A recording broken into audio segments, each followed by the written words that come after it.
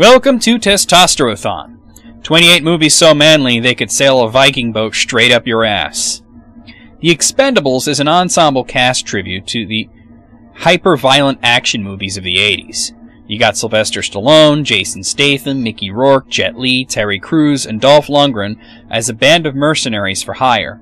They're given jobs by Bruce Willis in an uncredited cameo, and also in this scene, also uncredited, is Arnold Schwarzenegger playing a rival mercenary who passes the job over to them.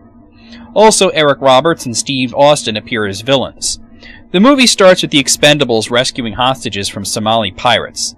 The mission, though successful, is marred somewhat by the actions of Dolph Lundgren, and no, I couldn't be bothered to learn the characters' names, to be honest, who shot first and ignited a firefight, and then wanted to hang the body of a dead pirate, something that got him into a fight with Jet Li because reasons.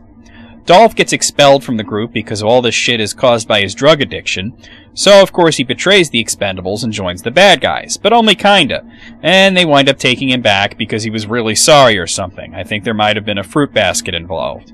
Also, Jason Statham is having problems with his girlfriend or something.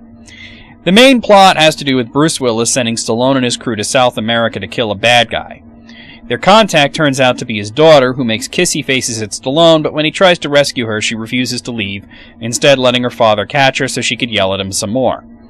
She gets tortured by Eric Roberts, who is the real bad guy here, which turns Daddy against him. Meanwhile, the team basically failed the mission, even though Stallone did blow up a lot of guys. Man, I'm sure glad I put the word up in that last sentence. Anyway, they have to go back, or rather Stallone feels he should go back on his own, but Jet Li comes with him for some reason. This is part of my issue here. The first time it was just Stallone and Statham, and the second time Jet Li tags along. It seems like the only time you see the entire team in action is in the very first scene and the very last scene. I had not seen these movies in the past, even though some of my friends had said they were fun, but I just never got around to them, and when I decided to do Testosterothon for the February feature for 2015, it seemed this was the perfect time to watch these, and I wanted to save them for last, as it seemed natural with all these old action stars from the 80s and 90s and, you know, the guy from the Old Spice commercial coming together in one big awesome shoot and explosion fest. The problem?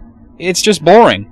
I don't care about Jason Statham's girlfriend, I don't care about Dolph Lundgren's drug problems, and by the end I don't care about the legions of faceless goons that get blown up, shot up, stabbed, and otherwise expended throughout the film, because there really isn't a plot here, or at least the plot is so thin you can run it through a printer. I never wound up caring about any of the characters who don't have any personality beyond the weapon they use and whatever one-sentence description was written on the cast list. Frankly, I'm disappointed and a little freaked out because I have to watch 2 more of these, and this one did not exactly inspire confidence.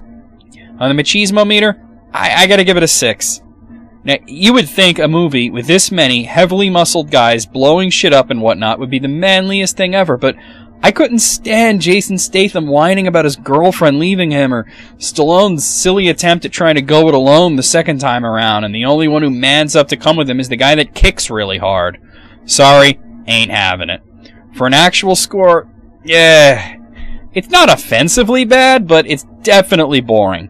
For the record, the action scenes are good, but since I didn't care about any of the characters here, it was hard to have fun watching them kill people. I'll give it a 4. I hope it doesn't get much lower for the sequels.